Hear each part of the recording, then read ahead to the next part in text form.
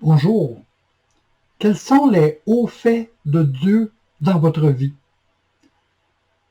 J'aimerais aujourd'hui vous présenter 12 événements qui ont marqué ma vie, que j'appellerai des hauts faits, c'est-à-dire des événements particulièrement percutants tout au long des 35 années de ma vie chrétienne, entre 1975, un peu avant ma conversion au Seigneur Jésus, jusqu'à maintenant, en 2021.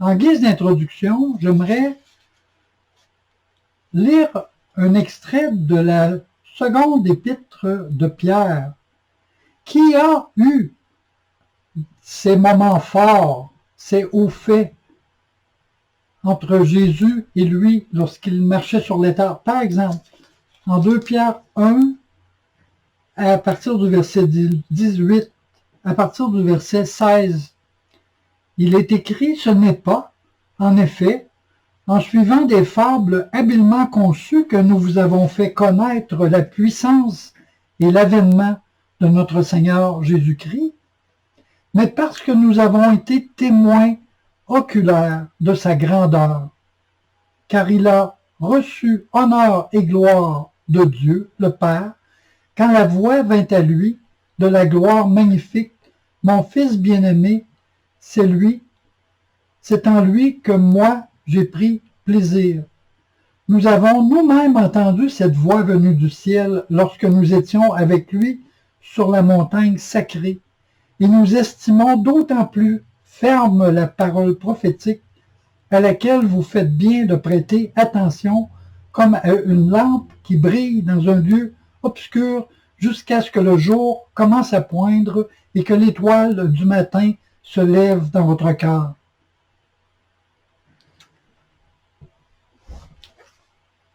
J'aimerais, par l'entremise de ce que je vais vous partager aujourd'hui, 12 hauts faits de Dieu dans ma vie, j'aimerais que cela produise chez vous une réflexion pour vous rappeler quels sont les hauts faits de Dieu dans votre propre vie et pour vous amener à mettre en lui votre confiance ou à remettre en lui votre confiance ou à accentuer la confiance que vous avez déjà mis en lui. Le premier haut fait dont j'aimerais vous parler, parce que j'en énumère 12 ici, il y en a bien d'autres. Je n'ai pris 12 qui me paraissent, qui me sont venus à l'esprit durant pour cette présentation, mais ce sont loin d'être les seuls hauts faits de Dieu dans ma vie. Le premier que j'ai choisi pour la présentation d'aujourd'hui, je l'appelle « Dieu me répond ». Dieu me répond. On se situe ici en 1975, alors que je débute à peine à prendre connaissance des textes bibliques. Je n'avais jamais lu la Bible jusqu'à ce que je sois un jeune adulte. Et en 1975, j'avais lu une partie de la Bible et 2 passages m'avaient interpellé en ce qui concerne le premier haut fait dont je veux vous parler maintenant. C'est que j'avais remarqué qu'il était écrit que tout ce que vous demandez, tout ce que vous demanderez, selon la volonté de Dieu, il l'accomplira. Et j'avais remarqué aussi qu'il était écrit Dieu veut que tous les hommes soient sauvés et parviennent à la connaissance de la vérité. Alors, pendant que je voyageais de Calgary à Vancouver sur le pouce, en autostop, j'ai fait la rencontre d'un jeune homme d'à peu près le même âge que moi, qui était d'une famille chrétienne, mais qui avait rejeté les valeurs de ses parents et qui avait rejeté le message de l'Évangile. Et j'essayais de discuter avec lui concernant la foi en Dieu. Et il défaisait tout ce que je lui disais parce que sa connaissance de la Bible était beaucoup plus grande que la mienne. En fait, je n'en avais à peu près pas de connaissance de la Bible. Je ne connaissais que quelques passages bibliques et ce qu'il me disait me conduisait à être bouche bée complètement. Je ne pouvais absolument pas lui parler. Et c'était à une époque où je n'avais pas encore apporté de changement dans ma vie. On ne peut pas dire que j'étais engagé envers Dieu, mais j'étais bien disposé et je souhaitais l'encourager à revenir à la foi chrétienne, mais je n'y parvenais pas. Alors, pendant que nous faisions cet autostop entre Calgary et Vancouver, j'ai adressé à Dieu la prière suivante, mais vous comprendrez que c'est une prière ambivalente. Alors j'ai dit à Dieu, si tu existes vraiment, envoie-nous quelqu'un pour nous prendre qui connaît sa Bible. Et pourquoi je m'exprimais ainsi, c'est parce que j'avais lu les deux versets dont je vous ai parlé, les deux passages, les deux enseignements. Si nous demandons quelque chose selon sa volonté, il nous répond et il veut que tous les hommes soient sauvés et parviennent à la connaissance de la vérité. Alors, j'ai raisonné qu'il était certain qu'il était la volonté de Dieu, qu'il était de la volonté de Dieu que cet homme soit sauvé et que ma prière était conforme à la volonté de Dieu. Donc, je raisonnais, si Dieu existe, si tu existes, réponds-moi. Aujourd'hui, je vous dirais que ce n'est pas une bonne idée de mettre Dieu à l'épreuve de cette façon-là, mais c'est ce que j'ai fait. Alors, dans les minutes qui ont suivi, un automobiliste est arrêté et il nous a dit « Jamais je ne prends d'autostoppeur, mais l'Esprit de Dieu m'a convaincu de vous prendre. Mais en fait, j'ai résisté, je ne voulais pas. Alors j'ai fait le tour d'un grand carré. On était dans la vallée de l'Okanagan, si ma mémoire est bonne, et c'était plusieurs kilomètres. Il avait résisté à cette invitation qu'il ressentait de la part de l'Esprit de nous prendre à bord. Alors lorsque nous sommes entrés dans son véhicule, eh bien je lui ai dit assez rapidement, probablement immédiatement, que j'avais adressé à Dieu une prière parce que je n'arrivais pas à répondre aux objections de ce jeune homme qui était avec moi et j'avais demandé à Dieu qu'il nous donne un transport avec quelqu'un qui puisse répondre à partir de la Bible à ce jeune homme qui connaissait la Bible et qui s'y objectait. Alors c'est pour moi un moment fort parce que par la suite, je ne voulais pas transformer ma vie.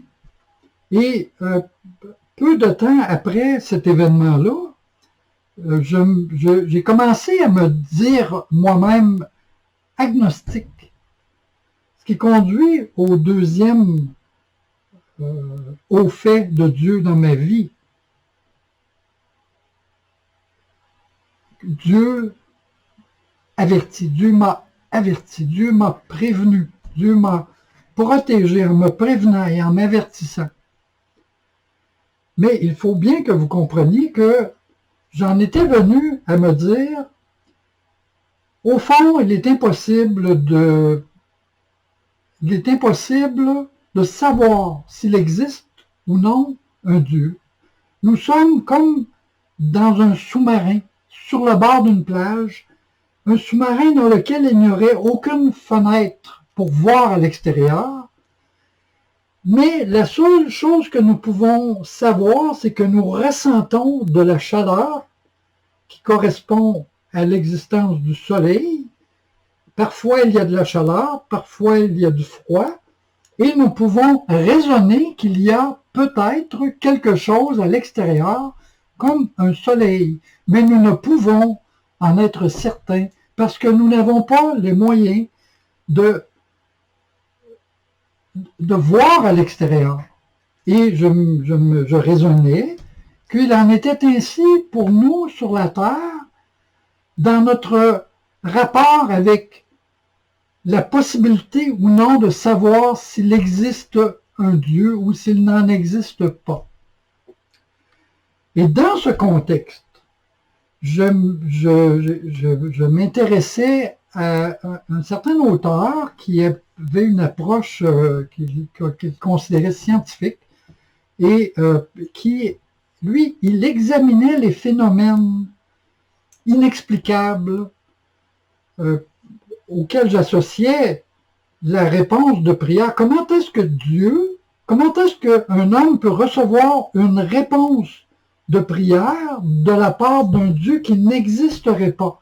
Alors, je cherchais des réponses dans les sciences occultes, dans le parapsychologique, dans les phénomènes paranormaux, et ça m'intéressait beaucoup, mais en même temps, ça me permettait de conserver mon style de vie que je ne voulais pas changer, parce que si Dieu existait vraiment, j'avais compris par la parole de Dieu que des changements radicaux avaient besoin de se produire dans ma vie. Or,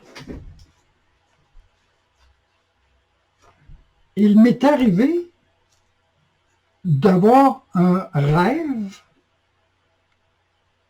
vraiment poignant, à l'issue duquel j'ai compris que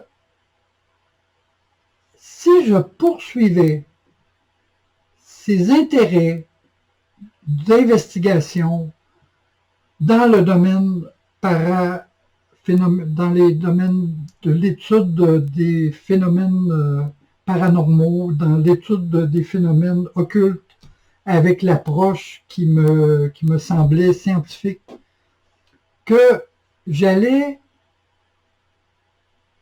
me fermer toute possibilité d'en arriver à une relation de salut et à une relation personnelle avec Dieu.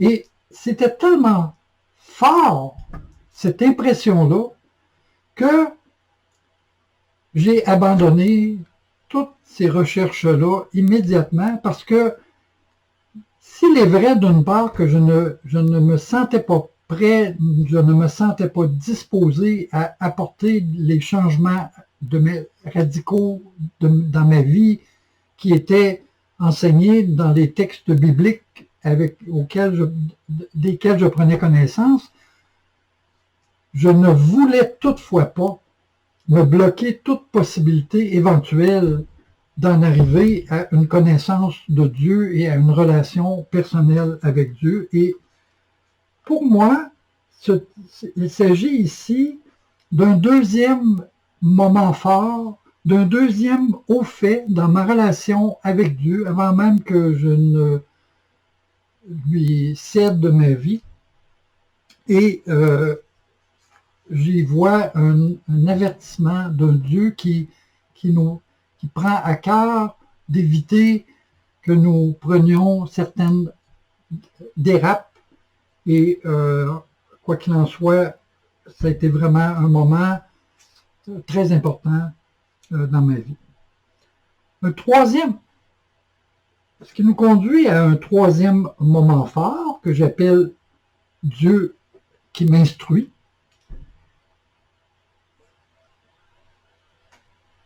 Et ça, c'est arrivé, là, les deux événements dont je viens de vous parler se produisaient en 1975 pour Dieu qui me répond lorsque je faisais de l'autostop.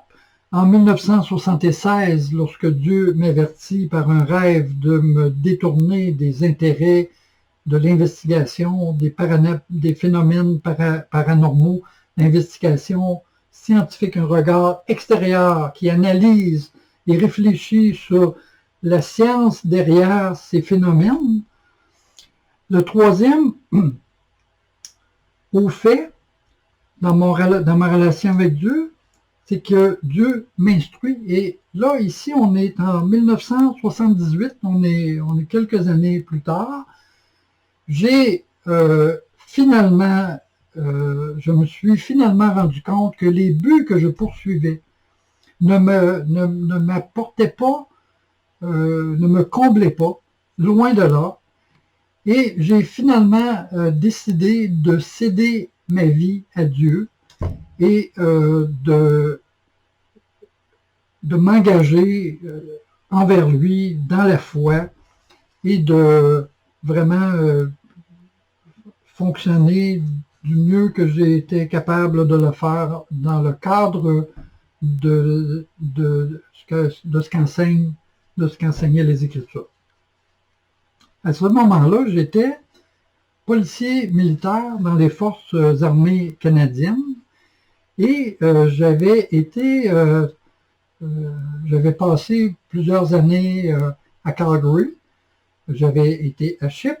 Ensuite, j'avais été transféré à Chibougamau, dans le nord du Québec. Et finalement, j'étais dans le peloton de police militaire de la base de Valcartier, où pendant une certaine période, le climat était assez déplorable. Alors donc, le commandant a organisé ce que j'appellerais aujourd'hui une revue militaire, ce que nous appelions à l'époque simplement une parade, parade en anglais, une parade. C'est-à-dire que il y avait 30 policiers militaires qui étaient alignés en 3 rangs de 10 et le commandant au début se place au début. Moi j'étais à l'autre extrémité du groupe et il posait simplement la question suivante: aimez-vous ça ici? Il posait cette question à chaque soldat. Et moi, j'étais le 10e. Aimez-vous ça ici au 2e? Aimez-vous ça ici au 3e? Et moi, je me disais, mais le climat est tellement déplorable, je ne peux pas lui répondre véridiquement, lui répondre oui, parce que j'ai à cœur d'éviter le mensonge. Et si je répondais la vérité, c'est-à-dire non, ce serait perçu comme un acte de révolte. C'était ma compréhension à l'époque et je crois que je comprenais bien la culture militaire dans laquelle j'étais immergé depuis 7 ans, 6 ou 7 ans, c'est à ce moment-là, peut-être 8 ans, j'oublie les détails ici, là.